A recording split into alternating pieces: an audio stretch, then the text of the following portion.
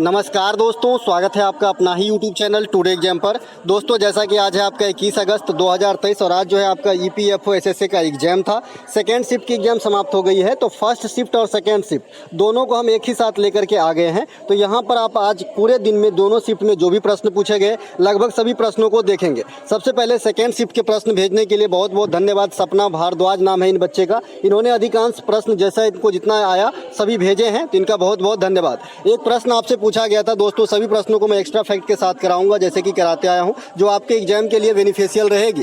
एक प्रश्न आपसे पूछा गया कि संविधान के पार्ट को मैच करना था। नगर पालिका दिया गया था, यूनियन दिया गया था, राज्य दिया गया था। आपको इधर मैच करना था कि भाई ये किस में है। ये यहाँ पे वेल मैच्ड है। जो नगर पालिका है ये 9 के ए में है, मैंने बताया भी था। इसके अलावा जो यूनियन है ये भाग 5 में है और जो आपका राज्य है ये भाग 6 में है। एक और था लेकिन यहाँ पे आपको प्राप्त नहीं हो पाया है। आपको बता दूं कि जो नगर पालिका है ये भाग 9 में है। ये ग्राम पंचायत के बाद आए हैं। ये 74वां संविधान संशोधन के द्वारा लाया गया था। 73वां संविधान संशोधन ग्राम पंचायत पे लागू होती है और 74वां जो है नगर निगम या नगर पालिका पे लागू होती है। यूनियन जो है ये आपका आर्टिकल 52 से लेकर 151 तक के आर्टिकल के बीच में वर्णित है। इसी में आपको जो है president, Lok Sabha, Rajya Sabha, supreme court वगैरह आपको महान्यायवादी वगैरह देखने को मिल जाएंगे। राज्य का जो है आपका स्टेट है ये आपका पार्ट 6 में है। यहाँ जो आर्टिकल है 152 से लेकर 237 तक के बीच के आर्टिकल जो है भाग 6 में वर्णित है। इसमें आपको राज्यपाल, राज्य के सभी काम, हाई कोर्ट, मुख्यमंत्री, ये सब आपको देखने को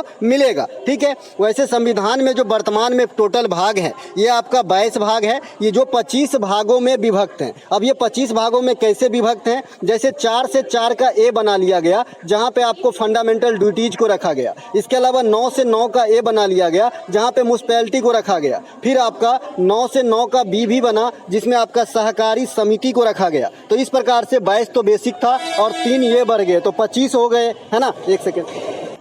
अगर आपसे कोई पूछे कि जब संविधान का निर्माण हुआ था उस समय कितने भाग थे, तो 22 भाग, 395 आर्टिकल और 8 अनुसूचियां। लेकिन वर्तमान में ये अनुसूचियां भी 12 हो गए हैं और भाग तो 22 ही है बेसिक, लेकिन 25 भागों में कैसे विभक्त हुआ ये बता दिया। और आर्टिकल 445 से भी ज़्यादा हो गए हैं। इसके अलावा झारखंड का निर्माण कब हुआ था ये क्वेश्चन आपसे पूछा है। तो भाई ये तो बड़ा ईजी क्वेश्चन है कि झारखंड का निर्माण जो है ये आपका कब हुआ था। तो झारखंड का निर्माण जो है ये आपका 2000 ईस्वी में हुआ था। एक साथ 3 राज्यों का निर्माण हुआ था। ये कौन कौन से राज्य थे, तो एक तो आपका झारखंड बिहार का दक्षिणी पार्ट है, बिहार से अलग हुआ था। उत्तर प्रदेश का जो उत्तराखंड है ये उत्तर प्रदेश से बना और मध्य प्रदेश से आपका छत्तीसगढ़ राज्य का निर्माण 2000 ईस्वी में एक साथ कराए गए थे। अंतिम राज्य जो एक अलग स्टेट्स बना है ये आपका 2014 में तेलंगाना है, जो आंध्र प्रदेश से अलग बना था। बात करें तो सबसे ज़्यादा लेटेस्ट 2019 वाला जम्मू कश्मीर है, जिसे 2 पार्टों में बांट करके यूटी बनाया गया, लद्दाख और जम्मू कश्मीर। लेकिन ये तो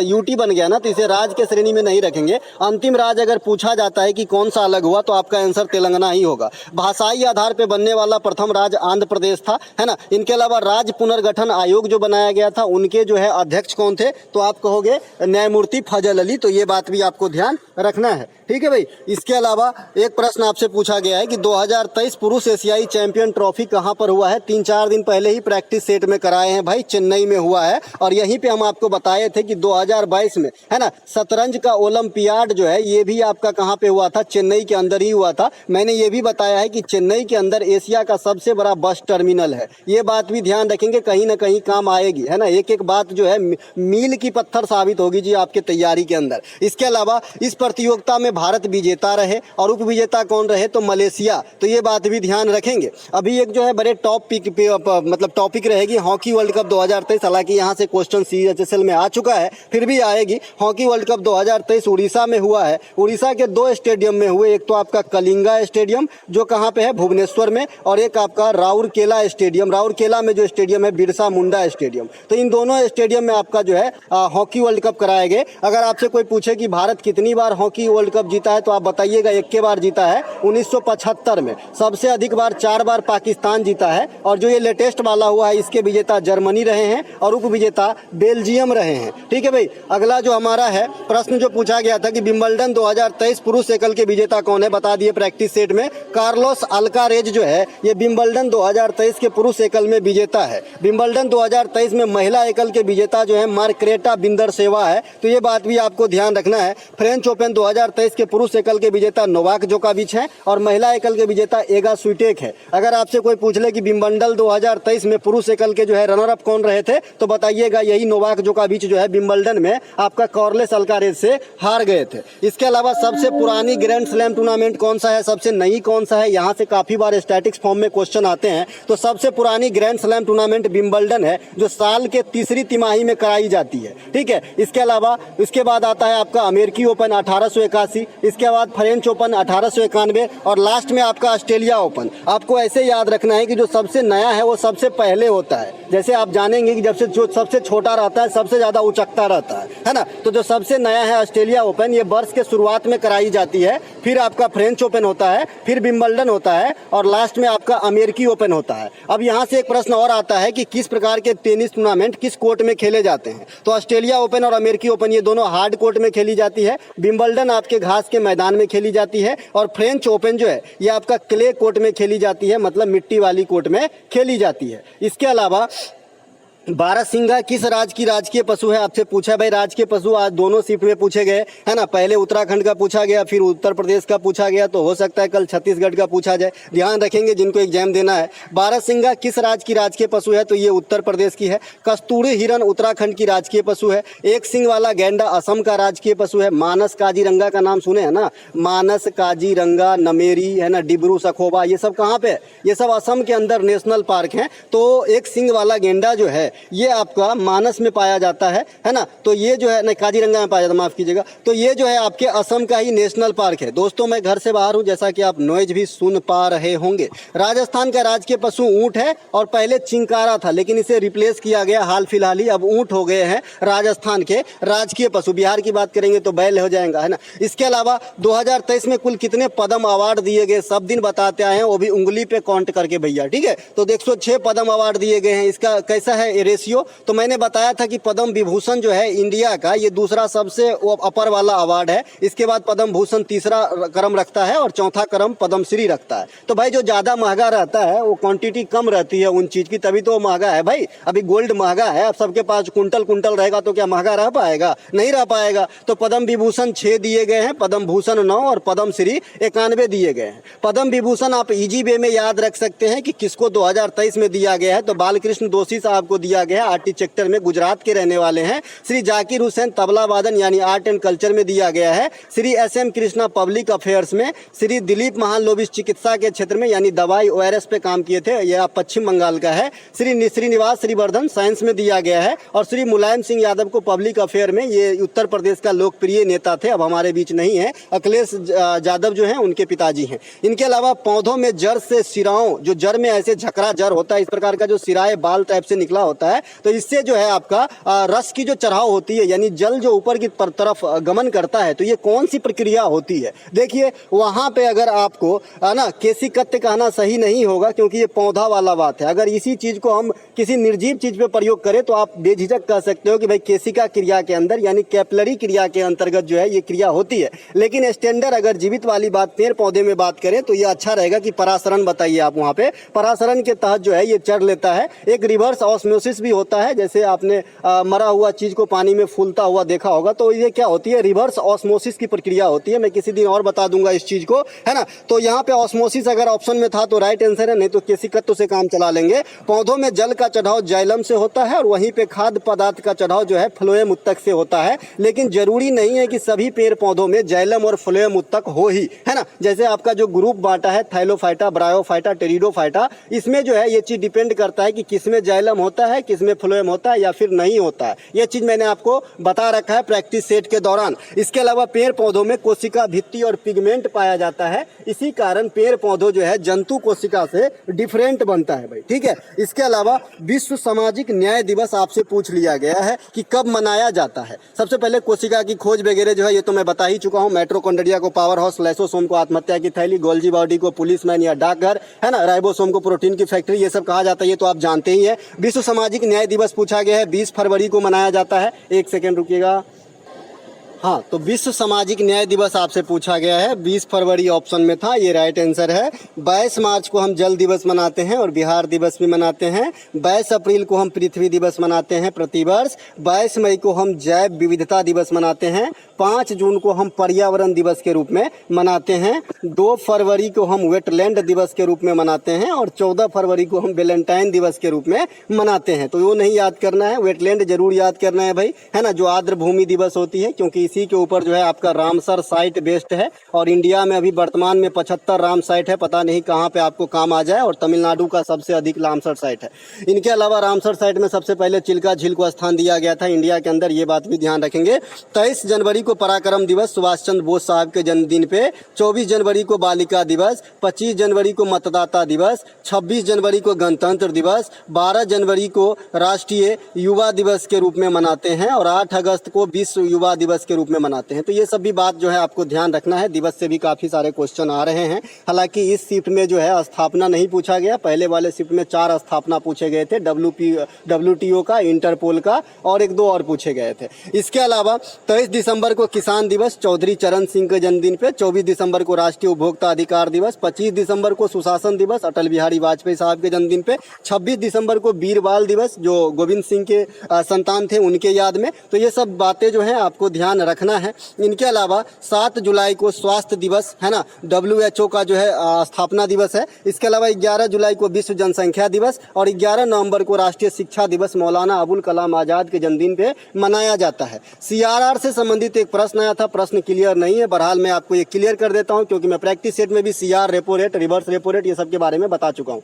देखिए, ये जो CRR है, ये जो रेपो रेट है, ये जो रिवर्स रेपो रेट है, ये जो SLR है, ये जो बैंक दर है, ये कौन तय करने के लिए जिम्मेवार है? ये जो मौद्रिक नीति है, ये सब कौन बनाते हैं? तो आप कहोगे जी सर ये RBI बनाते हैं, जो हमारा केंद्रीय बैंक है। और RBI को हम भारत में बैंकों का बैंक तथा अंतिम ऋणदाता बैंक भी कहते हैं, जिसकी स्थापना 1935 में हिल्टन यंग आयोग के द्वारा किया गया था। तो ये इतना बात आपको RBI के बारे में ध्यान रखना है। अब हम इसके अंदर प्रवेश करते हैं, है ना। तो रेपो रेट क्या होता है?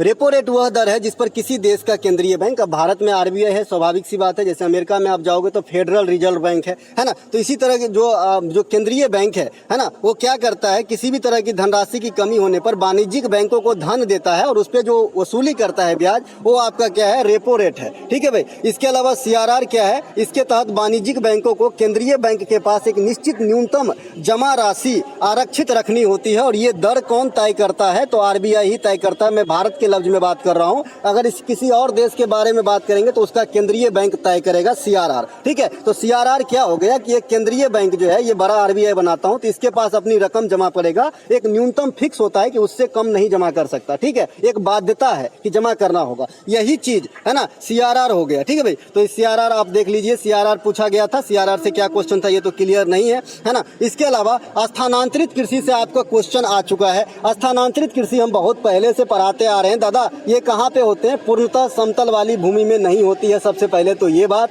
स्थानांतरित कृषि इंडिया के लगभग हर एक जगह होती है, लेकिन बड़े पैमाने पे आपको नॉर्थ ईस्ट साइड में होगा, है ना। इसे काटन छाटन कृषि भी कहा जाता है ना। तो स्थानांतरित कृषि को झारखंड में हम कुरुबा के नाम से जानते हैं। झूमिंग कृषि काट छांट वाली कृषि होती है, विशेषकर पहाड़ी इलाके में। इसे मध्य प्रदेश में बीवर या दहिया के नाम से जानते हैं, आंध्र प्रदेश में इसे पोंडू के नाम से जानते हैं, और राजस्थान में हम इसे बालरा कह के पुकारते हैं आपका झूमिंग कृषि को। तो ये बात भी आपको ध्यान रखना है। इसके अलावा मणिपुर राज्य की आपसे स्थापना दिवस पूछ रखा है इन्होंने भाई साहब। तो मणिपुर, आपको मैंने बताया था कि क्वेश्चन मेरा ये था प्रैक्टिस सेट में कि कौन से 3 स्टेट एक ही दिन अपनी स्थापना दिवस मनाती है। कहीं का तीर कहीं निशाना काम आ जाएगा भाई, है ना। तो कौन से 3 स्टेट हैं जो एक ही दिन अपना स्थापना दिवस मनाते हैं? तो ये है आपका जी मणिपुर, त्रिपुरा और मेघालय। ये 21 जनवरी को अपना स्थापना दिवस के रूप में मनाते हैं। 22 मार्च को बिहार दिवस के रूप में मनाया जाता है, अभी बताया। एक क्वेश्चन और टॉप पे रहेगी कि सिक्किम जो है भारत का कब हिस्सा बना, चूंकि लेवल इसका थोड़ा सा लो आ रहा है, तो लो वाला में लेवल में ये भी क्वेश्चन अच्छा सटीक बैठता है ना। तो ये आपका 1975 में सिक्किम जो है भारत का अभिन्न अंग बना था, और ये सिक्किम जो है भारत का 22वां राज्य बना था, है ना। और इसके लिए एक संविधान संशोधन हुई थी, 36वां संविधान संशोधन। आजकल कैमा संविधान संशोधन चल रहा है? 105वां हो चुका है, 106वां चलेगा। ठीक है, तो ये बात भी ध्यान रखेंगे। इनके अलावा 106 भी हो चुका शायद। इसके अलावा मुंबई प्लान किसके द्वारा दिया गया था? था, ऐसा कुछ क्वेश्चन आया था कि मुंबई प्लान किसके द्वारा दिया गया था। आप जानते हैं कि मुंबई प्लान जो है JRD टाटा वगैरह जो टाटा संघ के थे, बिरला सब थे, उस समय के जो उद्योगपति हुआ करता था, उनके द्वारा दिया गया एक प्लान है जो 1944 में ही दिया गया था। तो ये बात ध्यान रखेंगे, ये भी क्वेश्चन पूर्णतः क्लियर नहीं है, जैसे कि मैंने सही पहले ही बताया था कि कुछ क्वेश्चन इन्होंने टूटी फूसी भाषा में ही लिखा है, जिसे मैंने जोड़ा है 2-3 क्वेश्चन को, तो इसमें एक क्वेश्चन ये भी है। ठीक है, इसके अलावा योजना अवकाश के काल 1966 से 1969 को कहते हैं। इसमें कोई भी पंचवर्षीय योजना नहीं बनी थी, साल साल भर के जो है आपका एक टर्म फिक्स किया गया था। ये 3 साल कोई भी योजना पंचवर्षीय वाली नहीं बनाई गई थी। ये तीसरी और चौथी पंचवर्षीय योजना का बीच का गैप है 3 साल, 1966 से 1969। लाइकेन से एक सवाल आया था, ये भी सवाल क्लियर नहीं है ना दोस्तों। तो अब फर्स्ट शिफ्ट का देख लीजिए, फर्स्ट शिफ्ट में क्या क्या पूछा गया था, इतना क्वेश्चन सेकेंड शिफ्ट से प्राप्त हुआ था। नमस्कार दोस्तों, स्वागत है आपका अपना ही यूट्यूब चैनल टुडे एग्जाम पर। दोस्तों जैसा कि आज है आपका 21 अगस्त 2023 और आज जो है आपका EFO SSA का एग्जाम था। फर्स्ट शिफ्ट की एग्जाम समाप्त हो गई है। फर्स्ट शिफ्ट की एग्जाम के टाइमिंग में जो है आज कुछ इशू हो गया था, तो आज जो है लेट से क्वेश्चन आप लोगों ने ही जो है सेंड किए हैं व्हाट्सएप पे, है ना। नहीं सेंड करते तो हम वीडियो लेकर के नहीं आते, लेकिन आप लोगों ने सेंड किए तो लेकर के आ गए हैं, टाइम के अभाव होते हुए भी। तो चलिए देख लीजिए फटाफट से कौन से प्रश्न पूछे गए थे 21 तारीख के फर्स्ट शिफ्ट EFO SSA के एग्जाम में। एक प्रश्न आपसे पूछा गया है कि कपास अनुसंधान केंद्र का हेडक्वार्टर कहाँ है। पूछा गया है कि कपास अनुसंधान केंद्र के हेड क्वार्टर कहाँ पे है। तो कपास अनुसंधान केंद्र का जो हेड क्वार्टर है ये खरगोन में है। खरगोन कहाँ पे है, तो MP के अंदर है ना। MP के अंदर बहुत सारे चीज आपको ध्यान रखने के लायक है। पहले मैं ये बता दूं, MP में आपने मलाज खंड का नाम सुना होगा जो बालाघाट में है, यहाँ पे आपको तांबा मिलेगा। MP के अंदर आपने पन्ना सुना होगा, यहाँ पे आपको हीरा मिलेगा। MP के अंदर बहुत सारे चीज है, जैसे खजुराहो का मंदिर है, सांची का स्तूप है ना। इसके अलावा भीमबेटका का गुफा है। ये सभी के सभी आपके MP के अंदर है। दोस्तों बहुत सारी चीज यहाँ पे मैं लिख नहीं पाया, तो आपको मौखिक रूप से बताऊंगा, अन्यथा बहुत सारे फैक्ट तो मैं लिख ही लिया हूँ जैसे कि पढ़ाता हूँ। ठीक है, इनके अलावा नमक अनुसंधान केंद्र जो है ये भावनगर गुजरात में है। भावनगर गुजरात के अंदर ही एशिया की सबसे बड़ी CNG टर्मिनल की जो है स्थापना या नींव कहिए तो ये प्रधानमंत्री नरेंद्र मोदी साहब ने रखे थे। तो ये बात भी ध्यान रखना है। भारत के पहला जूट मिल कहाँ पे लगाया गया, तो ये रीसरा में लगाया गया था, जो पश्चिम बंगाल के अंदर स्थित है। तो ये सभी बात ध्यान रखेंगे। इनके अलावा जूट के उत्पादन में भारत का कौन सा स्थान है, तो आप कहिएगा जी दूसरा स्थान है जूट के उत्पादन में।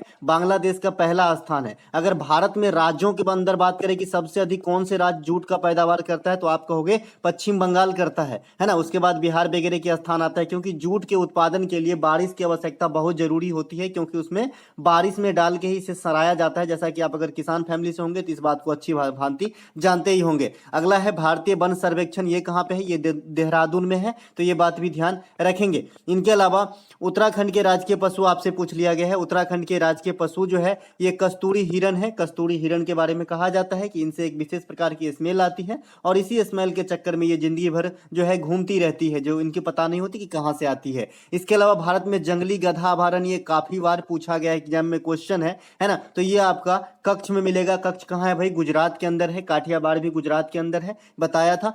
उत्तराखंड में सबसे ऊंची बांध परियोजना, ये टिहरी डैम परियोजना भारत की सबसे ऊंची डैम है। ये कहाँ पे है, उत्तराखंड के अंदर है। किस नदी पे है, भागीरथी और भिलांगना नदी के संगम पे है। तो ये बात भी आपको ध्यान रखना है। इसके अलावा उत्तराखंड की ग्रीष्मकालीन राजधानी कौन सी है, गैरसेन है। तो ये बात भी आपको ध्यान रखना है। उत्तराखंड की एक अपना खुद ही राजधानी है देहरादून, लेकिन एक ग्रीष्मकालीन राजधानी भी है गैरसेन। इसके अलावा भारत की सबसे बड़ी दून कौन सा है, तो देहरादून है। अब दून क्या होता है मैं किसी दिन और एक्सप्लेन कर दूंगा, क्योंकि यहाँ पे टाइम मेरे पास बहुत कम है आज। इसके अलावा शुंग वंश के संस्थापक कौन है, तो शुंग वंश के संस्थापक जो है ये पुष्यमित्र शुंग है। ये किसे हरा के शुंग वंश की स्थापना किए थे, तो आप कहोगे बृहदत्त को। बृहदत्त कौन थे भाई, मौर्य वंश के अंतिम शासक थे बृहदत्त। इन्हें ही हरा के शुंग वंश की स्थापना पुष्यमित्र शुंग ने किया था। ठीक है, इनके अलावा जो आपका मौर्य वंश के संस्थापक कौन थे, तो आप भी जानते हैं चंद्रगुप्त मौर्य। चंद्रगुप्त मौर्य किसके सहयोग से किए थे मौर्य वंश की स्थापना, तो आप कहोगे चाणक्य के जो है चाणक्य के सहयोग से किए थे। ये चाणक्य जो है चंद्रगुप्त मौर्य के मंत्री कहिए,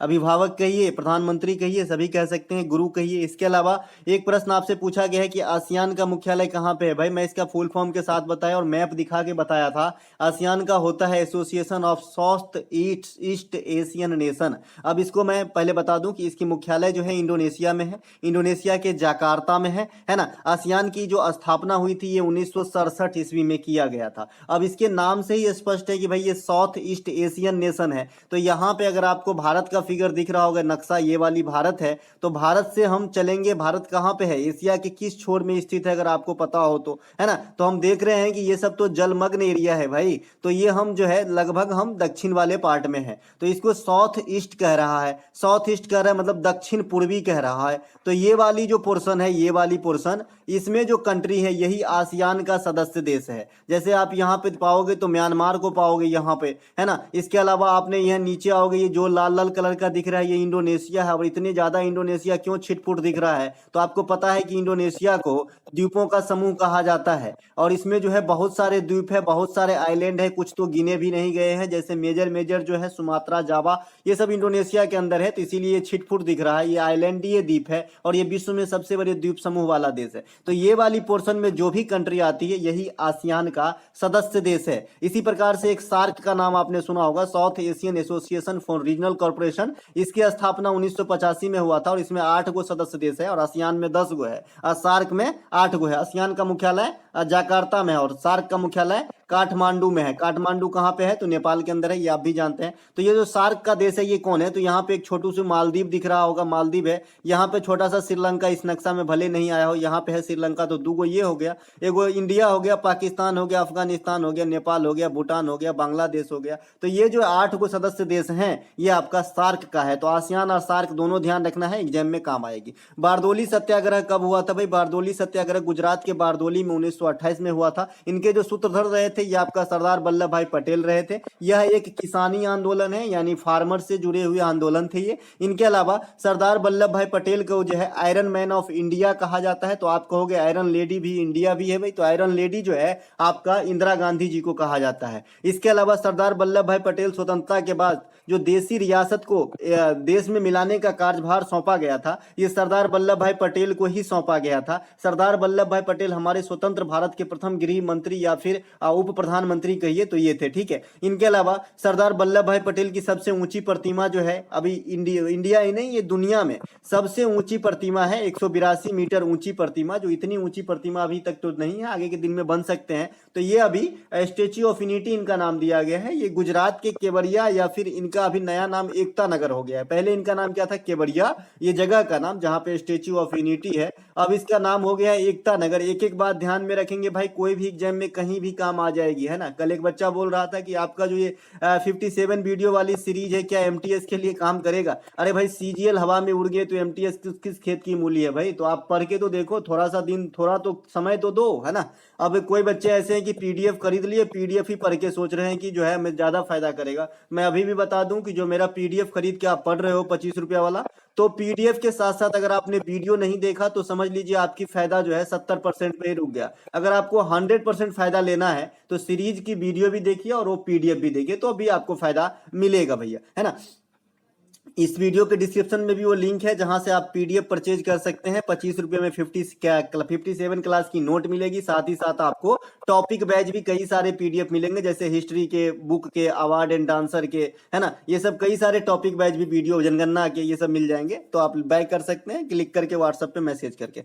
तो भाई सरदार वल्लभ भाई पटेल की 182 मीटर ऊंची प्रतिमा है जो आपका गुजरात के केवड़िया में है ना। पटेल साहब की जो जन्मदिन है ये 31 अक्टूबर, इसी 31 अक्टूबर को हम राष्ट्रीय एकता दिवस के रूप में मनाते हैं। इत्तेफाक देखिए यही 31 अक्टूबर को इंदिरा गांधी जी की मृत्यु भी हुई थी, है ना। लेकिन ये मृत्यु के दिवस पे नहीं, हम इनके जन्मदिन के दिवस पे जो है एकता दिवस के रूप में सेलिब्रेट करते हैं। स्टेच्यू ऑफ यूनिटी का जो सूत्रधार था या फिर वास्तुकार कहिए, है ना, या फिर आर्किटेक्चर कहिए, तो ये आपका कौन है, राम सुतार है। आप लोग मुझे नए संसद भवन वाले जो मुख्य जो आपका आर्किटेक्चर है नए संसद भवन के, उनके बारे में बताएंगे, क्योंकि मैं पहले ही बता चुका हूं। और ये भी बता दूं कि कोई विदेशी नहीं, इंडियन है। इनके अलावा 2022 का ज्ञानपीठ पुरस्कार किसे दिया गया था, तो दामोदर मौजे को। मैंने आपको बताया है कि 2022 में फूफा साहब को दिया गया था, फूफा जी को, है ना। और इससे पहले माफ कीजिएगा 2022 21 22 वाला जो है ये आपका मौसा जी को दिया गया था, और इससे पहले वाला फूफा जी को दिया गया था। तो इन दोनों याद जरूर रखेंगे। मौजे साहब को दिया गया था, ये कोंकणी राइटर है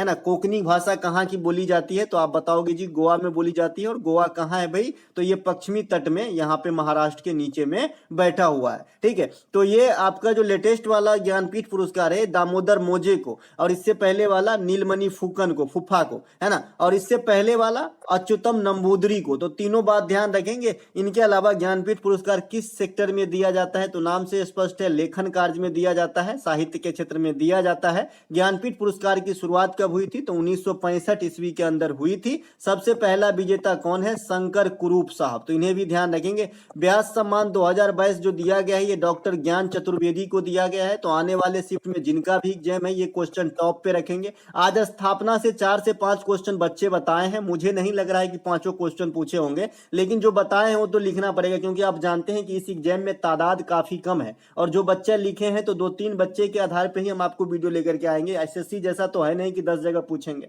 है ना भाई। तो व्यास सम्मान जो है ये ज्ञान चतुर्वेदी को दिया गया था। साहित्य अकादमी 2022 जो है ये बद्री नारायण को हिंदी भाषा के लिए दिया गया है, और इनकी किताब या फिर लेख का नाम क्या है भाई, तुमरी के शब्द। क्या नाम है, तुमरी के शब्द, तो इन्हें भी ध्यान रखेंगे। और अंग्रेजी में दिया गया अनुराधा राय को इस बार का साहित्य अकादमी। तो दोनों बात जरूर ध्यान रखेंगे, आपको काम आ जाएगी किसी न किसी छोर पे, आप समझ रहे हैं। इसके अलावा उत्तर प्रदेश से लगने वाली भारतीय राज्य की सीमा आपसे पूछ लिया गया। आप जानते हैं कि इंडिया में सबसे अधिक स्टेट से लगने वाली जो है राज्य ये आपका उत्तर प्रदेश है। अगर यूटी भी जोड़ दिया जाए तो 9 को हो जाएगा, क्योंकि दिल्ली भी लग जाता है इससे। जो नोएडा वाली एरिया है इससे जब आगे आएंगे तो दिल्ली का सीमा भी लगता है उत्तर प्रदेश से, ठीक है। तो इस हिसाब से जो है आपका 9 आपका केंद्र शासित प्रदेश और राज्य मिला के उत्तर प्रदेश की सीमा टच करती है। तो अपने आप में जो है ये सबसे ऊंचा रिकॉर्ड रखता है। पूर्वोत्तर में अगर आप नागालैंड की तरफ जाएंगे तो भी काफी अच्छे खासे राज्यों से जो है टच रखता है, लेकिन फिर भी सबसे अधिक उत्तर प्रदेश रखता है, ठीक है भाई। तो उत्तर प्रदेश से कौन कौन से राज्य लगती है, तो सबसे पहले तो उसका अपना बेटा माने उत्तराखंड, क्योंकि उत्तर प्रदेश से ही निकला है। फिर हिमाचल प्रदेश, हरियाणा, दिल्ली को अभी थोड़ा सा स्टार लगाइए, केंद्र शासित प्रदेश है। राजस्थान, मध्य प्रदेश, छत्तीसगढ़, बिहार, झारखंड, ये सभी के सभी आपके उत्तर प्रदेश से लगेंगे। देखिए उत्तर प्रदेश यहाँ पे है आपका, और यहाँ से आपका जो है स्टार्ट हो जाता है बिहार, है ना, यहाँ से बिहार स्टार्ट हो जाता है। तो इसको जो झारखंड वाला जो पोर्शन है बिहार के दक्षिण में आप समझते हैं, तो इसीलिए झारखंड से भी थोड़ा बहुत टच करता है, ठीक है। इसके अलावा उत्तर प्रदेश का कौन सा जो आपका है प्रदेश, केंद्र शासित प्रदेश दिल्ली सीमा साझा करता है, यही मैं लिखना चाह रहा था। उत्तर प्रदेश सभी भारतीय राज्यों में सबसे अधिक जनसंख्या वाला राज्य है। सबसे अधिक ग्रामीण जनसंख्या अगर बात करेंगे तो उत्तर प्रदेश के अंदर ही निवास करती है। उत्तर प्रदेश का अगर सबसे बड़ी बात करें तो क्षेत्रफल के हिसाब से राजस्थान पहला स्थान है ना, दूसरा स्थान एमपी का हो गया है, तीसरा स्थान पे अब जो है महाराष्ट्र आ गया है, ठीक है। पहले आंध्र प्रदेश जो है यहाँ पे रहता था, लेकिन आंध्र प्रदेश और तेलंगाना के डिवाइड होने के बाद आगे खिसक गया है, तो चौथा स्थान पे उत्तर प्रदेश ही आ गए। इसके अलावा विश्व व्यापार संगठन की स्थापना किस वर्ष हुई थी, तो 1 जनवरी 1995 को हुआ था। मैंने आपको कई सारे उदाहरण देके ये क्वेश्चन को याद करवाया है कि मान लीजिए जैसे आपसे पूछता है कि भाई एसबीआई की स्थापना कब हुई थी, तो मैंने आपको बताया है कि एसबीआई का कोई स्थापना नहीं हुआ था, कोई नया चीज नहीं है। ये जो इंपीरियल बैंक 1921 में बसाया गया था, इन्हीं का नामकरण चेंज कर दिया गया 1955 में, और इसका नाम डाल दिया गया एसबीआई। इसी प्रकार से सेम किस्सा आपका विश्व व्यापार संगठन के थ्रू भी हुआ है। सेम किस्सा आप इंडिया में योजना आयोग को नीति आयोग के रिप्लेसन में समझ सकते हैं भाई, कि योजना आयोग पहले था और इसको हटा के नीति आयोग आ गया। उसी प्रकार से जो आपका विश्व व्यापार संगठन है WTO है, ये क्या हुआ, जो गैट था GAAT है ना, general agreement tariff and trade, GATT था, ठीक है। तो ये गैट का स्थान जो है ले लिया कौन भैया, आपका WTO, ठीक है, 1995 से। तो ये बात ध्यान रखेंगे। अब यहाँ पे कोई बहुत सारे चीज की मुख्यालय है, आप देख सकते हैं। WTO का 1995 में स्थापना होती है, जिनेवा में मुख्यालय है। गैट का भी मुख्यालय जिनेवा में ही था। विश्व बैंक का 1944 में, और IMF का भी जो है 1945 भले लिखा हो, लेकिन दोनों की जो स्थापना की पेशकश है ये 1944 में ही की गई, और दोनों 1945 ईस्वी से अपना काम भार संभाल लिया था। तो मैं गारंटी के साथ कहूंगा कि 44 और 45 दोनों ऑप्शन में नहीं रहेंगे। जब भी आपका विश्व बैंक या IMF पूछता है तो या तो 44 रहेगा या तो 45 ऑप्शन में रहेगा, तो घबराना नहीं है। UNDP की जो आपका शुरुआत हुआ 1965 में, है ना। UNDP समझ रहे हैं ना, ये भी संयुक्त राष्ट्र संघ का एक प्रोग्राम है ना, संयुक्त राष्ट्र विकास कार्यक्रम। यही जो है HDI निर्धारित करता है। HDI समझ रहे होंगे, ह्यूमन डेवलपमेंट इंडेक्स। इंडिया का वर्तमान वाले में कितनावी रैंक है, तो 132वीं रैंक है। तो ये बात भी आपको ध्यान रखना है। अगर इसकी नेट वैल्यू की बात करें तो 0.633 लेकर के जो है 132वां स्थान हासिल किया है। ये वैल्यू भी आपके काफी काम के होते हैं, ये याद रखा जाता है, एग्जाम में काम आती है। इसके अलावा फखरुद्दीन अली अहमद के बाद भारत के राष्ट्रपति कौन बने थे? तो आपके सामने राष्ट्रपतियों साहब के जो है आपके लिस्ट हैं, आप देख सकते हैं। सबसे पहले राजेंद्र प्रसाद साहब, है ना। राजेंद्र प्रसाद साहब को देश रत्न कहा जाता है, ये बात न भूलिएगा। राजेंद्र प्रसाद साहब संविधान सभा के अस्थाई अध्यक्ष बने थे, तो ये बात भी नहीं भूलना है, अस्थाई मतलब परमानेंट बने थे। इनके अलावा राजेंद्र प्रसाद ही वो शख्स हैं कि 2 बार प्रेसिडेंट के पद पे जो है लगातार रहे, तो ये बात भी आपको ध्यान रखना है। इनके अलावा सर्वपल्ली राधाकृष्णन साहब, ये हमारे देश के पहले वाइस प्रेसिडेंट थे, बाद में राष्ट्रपति बने। इन्हीं के जन्मदिन पे 5 सितंबर को टीचर्स डे के रूप में हम लोग सेलिब्रेट करते हैं इंडिया के अंदर, तो ये बात भी ध्यान रखना है। इनके अलावा तीसरा डॉक्टर जाकिर हुसैन। डॉक्टर जाकिर हुसैन प्रथम मुस्लिम राष्ट्रपति थे और ये पद पे रहते हुए डाइन हार्नेस हुआ था इनका, यानी ऑफिस काल में ही इनकी जो है मृत्यु हुई थी। इसके अलावा बीवी गिरी, ये प्रथम कार्यवाहक राष्ट्रपति थे। यहाँ पे आप राष्ट्रपति से संबंधित सारा क्वेश्चन निपटा लीजिए, काम आएगी, है ना। कार्यवाहक राष्ट्रपति थे बीवी गिरी, तो ये बात भी ध्यान रखना है। फखरुद्दीन अली अहमद बीबी गिरी के बाद, है ना, यानी अगर पूर्वकालिक राष्ट्रपति कहेंगे तो ये चौथा ही राष्ट्रपति है, ठीक है, ये चौथा ही है ना, क्योंकि ये बीबी गिरी साहब तो कार्यवाहक थे ना भाई, है ना, तो समझ रहे हैं। अगर क्रम पूछे तो चौथा ही बताइएगा फखरुद्दीन अली अहमद साहब का, ठीक है। बीबी गिरी साहब फिर बाद में जो है आपका राष्ट्रपति भी बने पूर्ण काल के लिए, ठीक है। पहले कार्यवाहक बने, फिर पूर्ण काल के लिए बने, है ना, तो ये 5वां हो जाएगा फखरुद्दीन अली, माफ कीजिएगा, ये 5वां हो जाएगा फखरुद्दीन अली अहमद साहब, ठीक है। सॉरी, छठा हो जाएगा क्योंकि 5वां बीबी गिरी हो जाएगा, ठीक है। इसके अलावा नीलम संजीव रेड्डी फखरुद्दीन अली आप साहब के बाद आया, यही क्वेश्चन है आपका। नीलम संजीव रेड्डी को निर्विरोध चुना गया था, है ना, इसमें जो है कोई विरोध में नहीं। इसके अलावा ज्ञानी जैल सिंह ये प्रथम सिख राष्ट्रपति थे। आर वेंकट रमन साहब, फिर डॉक्टर शंकर दयाल शर्मा साहब, के आर नारायणन साहब, डॉक्टर एपीजे अब्दुल कलाम साहब प्रथम वैज्ञानिक राष्ट्रपति हुए। इनके अलावा प्रथम महिला राष्ट्रपति प्रतिभा देवी पाटिल सिंह, प्रणब मुखर्जी, और वर्तमान में जो है आपका प्रणब मुखर्जी के बाद जो है रामनाथ कोविंद साहब आए थे, उनके बाद जो है आपका अभी वर्तमान में मुर्मू साहब आए, तो ये सब बात ध्यान रखेंगे। नीलम संजीव रेड्डी को निर्विरोध चुना गया था, ये बात आपको यहाँ पर लिखा मिलेगा। कार्यवाहक राष्ट्रपति पहले बीबी गिरी, भारत के प्रथम मुस्लिम राष्ट्रपति डॉक्टर जाकिर हुसैन, सभी कुछ समझा दिया। खाली ये बच गया कि भाई सुप्रीम कोर्ट के जो है न्यायाधीश के पोस्ट पे रहते हुए राष्ट्रपति का जो कार्यभार संभालने वाला मोहम्मद हिदायतुल्लाह, तो इन्हें भी ध्यान रखें। अब राष्ट्रपति के बारे में विशेषता देख लेते हैं। संसद के अभिन्न अंग है, तीनों सेना का प्रमुख है ना, और भारत के प्रथम नागरिक भी होते हैं, कार्यपालिका का प्रधान भी होते हैं। कोल इंडिया लिमिटेड का मुख्यालय कहाँ पे है? पश्चिम बंगाल में है। आप जानते हैं कोल इंडिया लिमिटेड CIL जो है ये भारत में महारत्न कंपनी है। महारत्न कंपनी क्या होती है, नवरत्न कंपनी क्या होती है, ये मैं आपको पहले भी बता चुका हूं। अभी 13वीं महारत्न कंपनी की पेशकश हो रही है एक कंपनी की, अगर मिल जाए तो मैं करंट अफेयर के क्वेश्चन में उसको पढ़ाऊंगा,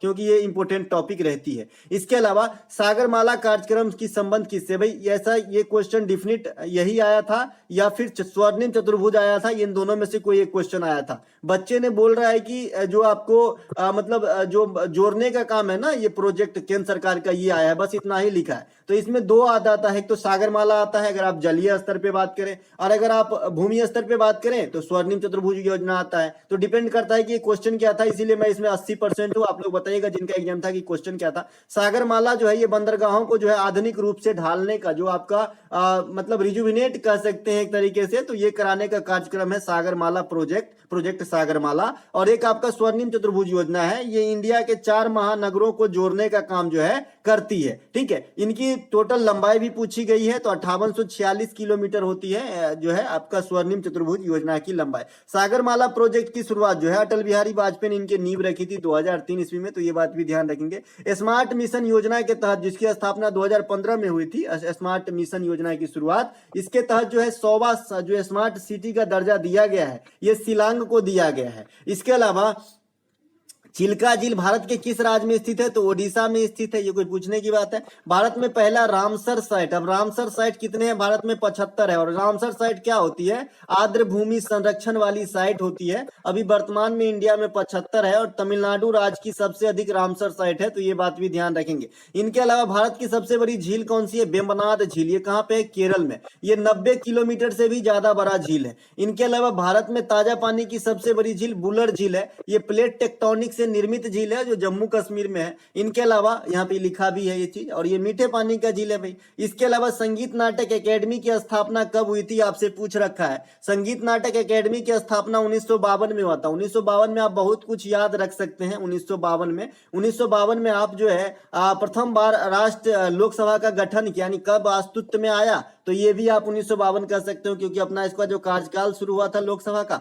1952 से ही हुआ था, और पहला गठन राज्यसभा का ये भी 1952 में ही हुआ है। इनके अलावा 1952 में आप ओलंपिक को रिलेट करके याद रख सकते हो। बहुत सारे जो है क्वेश्चन आप याद रख सकते हैं। इसके अलावा पंडित बिरजू महाराज निम्नलिखित में से किस नृत्य से संबंधित है, भाई ये क्वेश्चन है, तो ये आपका क्या है, कथक नृत्य से संबंधित है आपका पंडित बिरजू महाराज, है ना। पंडित बिरजू महाराज को 1986 में पद्म विभूषण से सम्मानित किया गया था, तो ये बात भी आपको ध्यान रखना है। अब थोड़ा सा नृत्य की हम विशेषता के बारे में आएंगे कि क्या क्या होती है। देखिए, मैं आपको जो है पूरा डीपली पढ़ाया, क्लासिकल डांस और भी पढ़ाऊंगा आगे, क्योंकि जो भी क्वेश्चन आजकल आ रहे हैं ये तो फिलहाल जो है इजी लेवल के क्वेश्चन आ रहे हैं इस एग्जाम में, जो एसएससी पूछ रहे हैं। आजकल जो आर्ट एंड कल्चर से अंदर से जो एकदम मतलब मिट्टी हटा के जो नीचे की तलछटी होती है वहां से क्वेश्चन पूछते हैं, तो मैं भी उसी प्रकार से आपको पढ़ाता हूं, है ना। कल एक बच्चा, मुझे अभी नाम तो नहीं याद आ रहा है, लेकिन इन्होंने बताया कि सर मेरे सीएचएसएल में 176 नंबर बन रहा है। भाई बताइए तो कैसे नंबर है यार, बहुत बहुत बधाई भाई। तो फिर तैयारी करो जाने की, है ना। टाइपिंग वैपिंग जो भी आगे की रास्ते हैं उनको देखिए, है ना। कथक नृत्य के अन्य प्रमुख कलाकार कुमकुमधर, शोभना नारायण, सितारा देवी, लच्छू महाराज, ये सब जो है कथक के प्रमुख कैरेक्टर हैं, जिसमें कुमकुमधर को रिसेंटली अवार्ड मिला है, तो इनको ध्यान रखेंगे। इनके अलावा एकमात्र शास्त्रीय नृत्य है कथक, जिसमें हिंदू धर्म, जैसे आप सभी जानते हैं कि क्लासिकल डांस जो है ये हिंदू धर्म पे फुल्ली आधारित है, लेकिन जो कथक नृत्य है इसमें कुछ इस्लाम धर्म के जो आपका मतलब जो भी कल्चर वगैरह है इस्लाम धर्म में, उनको भी थोड़ा सा एडॉप्ट किया गया है इस नृत्य के अंदर, तो ये बात भी ध्यान रखेंगे। बिकॉज जो अवध है, अवध क्योंकि उत्तर प्रदेश अवध भाई पहले के जमाने में, तो बाजिद अली शाह जो वहां के राजा हुआ करते थे, नवाब, तो इनको संरक्षण प्राप्त था, तो इसीलिए जो है इसमें कुछ समावेशन आ गया है, ठीक है। तो ये बात ध्यान रखेंगे। इनके अलावा श्वेत क्रांति को हम और किस नाम से जानते हैं भाई, ऑपरेशन फ्लड। ऑपरेशन फ्लड एक इसी प्रकार का ऑपरेशन ब्लैक बोर्ड है ना, ऑपरेशन ब्लैक बोर्ड है ना, ऑपरेशन ब्लैक बोर्ड। ये क्या है भाई, प्रौढ़ शिक्षा से संबंधित है। ये क्या है, प्रौढ़ शिक्षा से संबंधित है, प्रौढ़, है ना। प्रौढ़ जो आप मतलब युवा से ज्यादा उम्र के होते हैं उनको शिक्षा देने से ऑपरेशन ब्लैक बोर्ड है। ऑपरेशन गंगा का नाम आपने सुना होगा, है ना। ये जो यूक्रेन से फंसे हुए भारतीयों को लाने वाला स्कीम था, है ना। ऑपरेशन दोस्त आपने सुना होगा, जो सीरिया में भूकंप आया था, इसमें रक्षा करने के लिए जो है भेजे गए हमारा दल, तो ये ऑपरेशन दोस्त है। तो ये सब ध्यान रखेंगे। इनके अलावा 1970 के दशक में आया था आपका ऑपरेशन फ्लड या फिर श्वेत क्रांति। वर्गीज कुरियन के द्वारा ये दुग्ध उत्पादन में क्रांति ला दिया। भारत में हरित क्रांति के जनक कौन है, एमएस स्वामीनाथन है, और विश्व में कौन है, तो नॉर्मन बोरलॉग है। दोनों बात ध्यान रखेंगे। निम्नलिखित में से कौन सा देश अब तक आईसीसी वर्ल्ड कप नहीं जीत पाया है। मेरे पास ऑप्शन तो नहीं है, लेकिन कई सारे ऐसे देश हैं जो नहीं जीत पाए हैं, उसको गिना दूं। एक तो न्यूजीलैंड नहीं जीत पाया है, एक आपका साउथ अफ्रीका भी नहीं जीत पाया है ना, और एक आपका जिम्बाब्वे नहीं जीत पाया है, केनिया नहीं जीत पाया है, अफगानिस्तान नहीं जीत पाया है ना। एक बार आपका भाग लिया था कौन सा देश जी, बरमुडा, है ना, तो ये भी नहीं जीत पाया है। तो इतने सारे देश में से कोई भी एक ऑप्शन आपके हो सकते हैं। आइए चलिए वर्ल्ड कप देख लेते हैं, मुंह जवानी याद कर लेते हैं कौन कौन जीते हैं। सबसे पहले देखिए, जब 1975 में वर्ल्ड कप स्टार्ट हुआ तो 75 और 79 दोनों जो है लगातार कौन जीत लिया, वेस्ट इंडीज। क्लाइव लाइट और विवियन रिचर्ड्स, है ना भाई, दोनों उस समय के खतरनाक बॉलर बैट्समैन हुआ करते थे, ठीक है। तो दोनों जो है शुरुआती वेस्ट इंडीज झटक लिए, और इत्तेफाक देखिए इतने बुरे दिन आगे की क्वालिफाई ही नहीं किया इस वर्ल्ड कप के लिए, तो ये खेलेगा ही नहीं, इस वर्ल्ड कप में नजर नहीं आएगा आपको। इसके अलावा ये भी क्वेश्चन बनेगा भाई, ये भी क्वेश्चन बनेगा। इसके अलावा पाकिस्तान एक बार जीता है ना, जावेद मियांदाद वगैरह थे उस समय तब जीता है। इसके अलावा इंडिया 2 बार जीता है, एक बार कपिल देव और एक बार महेंद्र सिंह धोनी कप्तानी में जीता है। इसके अलावा श्रीलंका 1 बार जीता है, अर्जुन रणतुंगा की कप्तानी में जीता है। इसके अलावा जो इंग्लैंड है ये अभी पिछला बार जीता है 19 में, है ना, 19 में जीता है इंग्लैंड। इसके बाद सबसे जो बच खुच गया ना वो ऑस्ट्रेलिया जीत लिया है। इसके अलावा रिकी पॉन्टिंग सर्वाधिक 4 बार, है ना भाई। इसके अलावा वर्ल्ड कप की शुरुआत 1975 में हुआ था, 2023 में वर्ल्ड कप भारत में होगी, अभी अभी होनी है, प्लानिंग स्टार्ट हो गई है ना, चलेंगे देखने। इसके अलावा ब्रह्मांड के विस्तार का सिद्धांत किसने दिया था, ये क्वेश्चन आपसे पूछ लिया है, तो बताइएगा कि इसमें एडविन हब्बल ऑप्शन में था कि नहीं, क्योंकि भाई एडविन हब्बल और बहुत सारे जो है अपने अपने जो खगोल शास्त्री हैं अलग अलग मत प्रकट किए हैं। तो एडविन हब्बल भी है, एडविन है, एडमिन नहीं है, व्हाट्सएप का जो है एडमिन नहीं है, ये एडविन है, एडविन हब्बल। एडविन हब्बल दूरबीन का भी नाम था, है ना।